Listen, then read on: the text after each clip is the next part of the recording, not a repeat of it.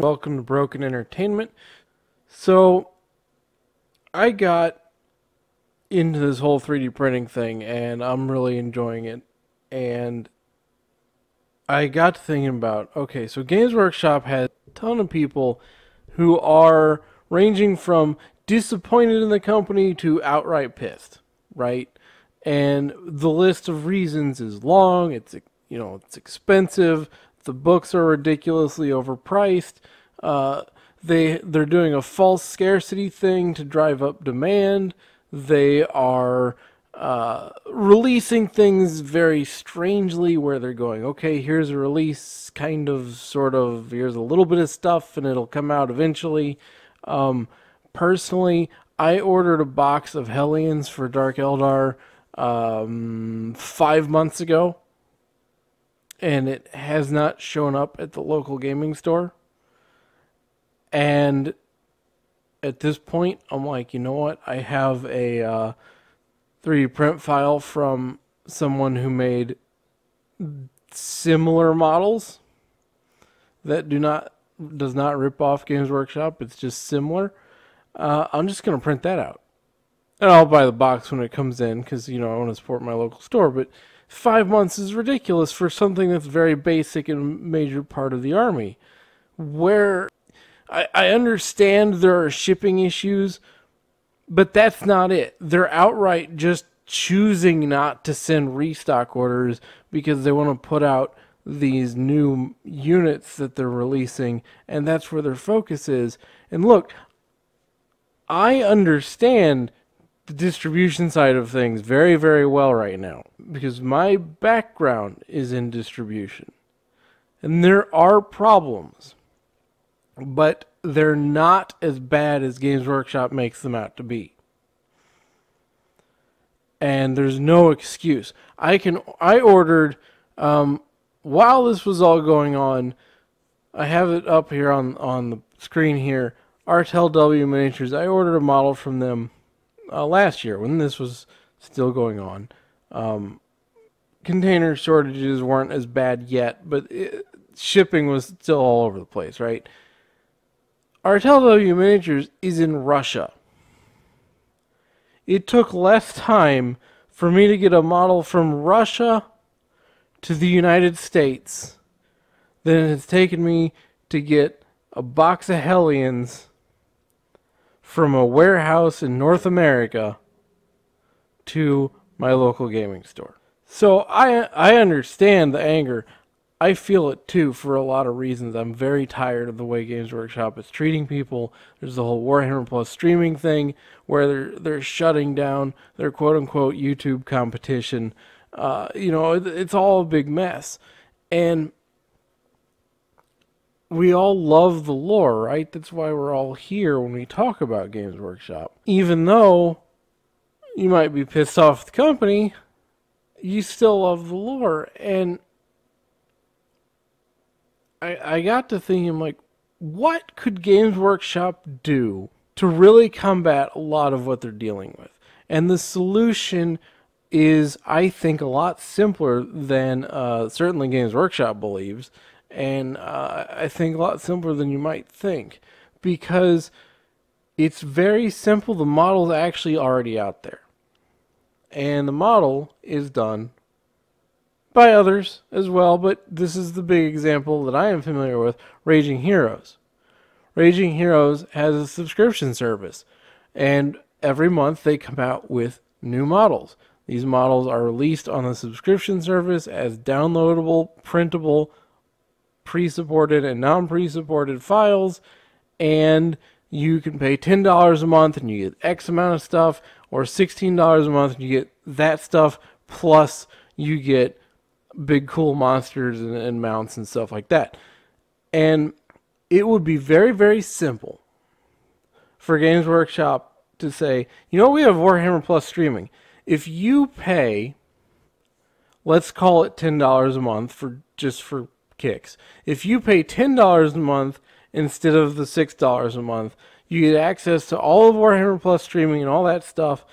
And when we make a new release, let's say when we come out with a new box of orcs, just for example, new orc models, when we do that, you get access to downloadable printable files of those models that you can download yourself and print out when you want and not have to deal with the shipping delays and all this stuff. And those will come out either a month in advance of the release, or more likely, because of how Games Workshop likes to do things, you could do it day of. And then you hold that there for a month, and then you take it off.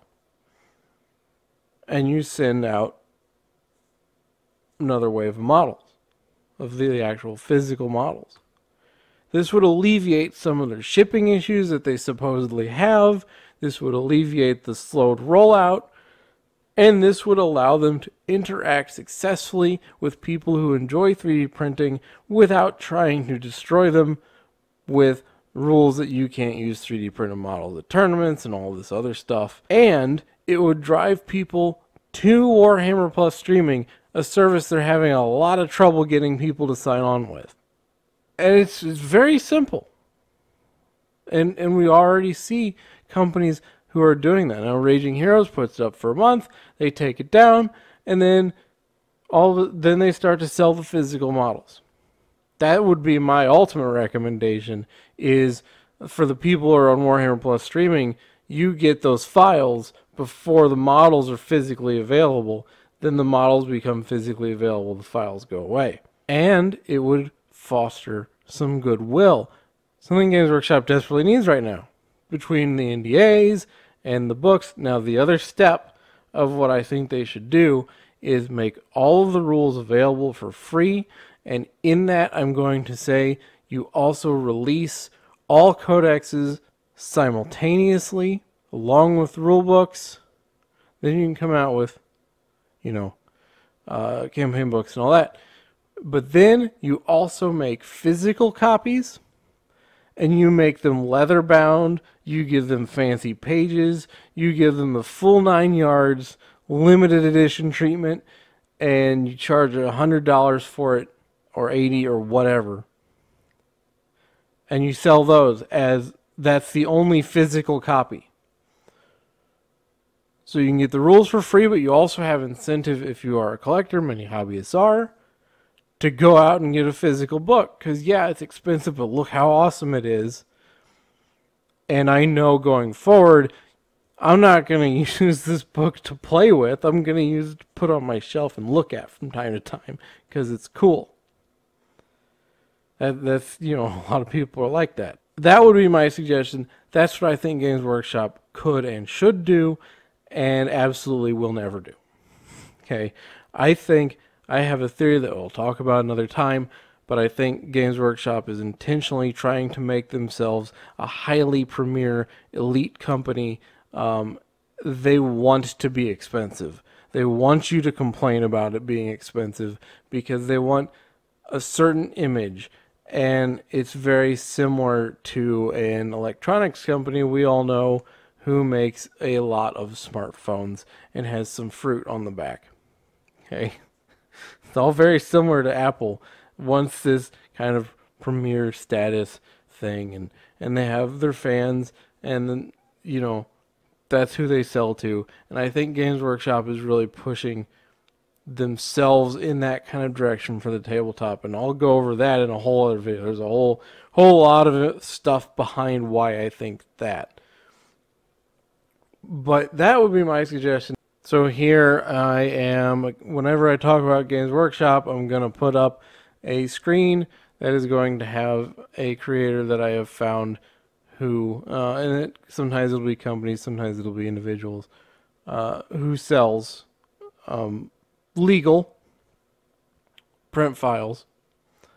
In other words, not direct clones. I'll scroll down a little bit so you can see some of their stuff.